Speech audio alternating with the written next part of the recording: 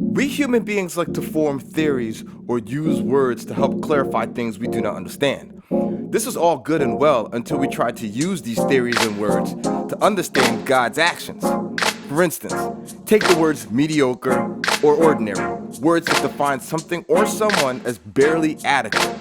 These words are fine, but we run into trouble when these words are used to justify who God does or does not use in His plans. The trouble is we assume that God is looking to use people who are more than ordinary or are superior based on their status in this world. And since we don't measure up to the status of those people, we then think we are disqualified to be used by God.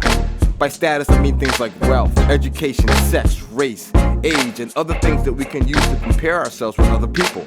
We even take our past actions into account and wonder, why would God use a person like me?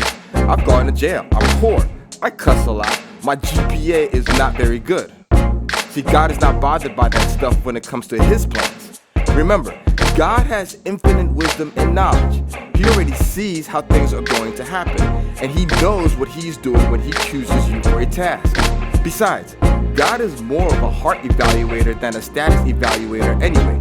And when you combine these things with His love, mercy, and grace, there is always going to be a spot reserved for you in His plans, no matter what your occupation or education level. So now what? Stop trying to figure out why God chooses who He chooses in His plans. Don't worry about your status in this world. Keep working on yourself and becoming your best self. Recognize that since you are still alive means there is a job for you to do. When you are not sure about yourself, ask God, what do you have for me today? Why? Because God is sure about you. God is interested in you. And in fact, He believes in you so much that He already has a plan that involves you.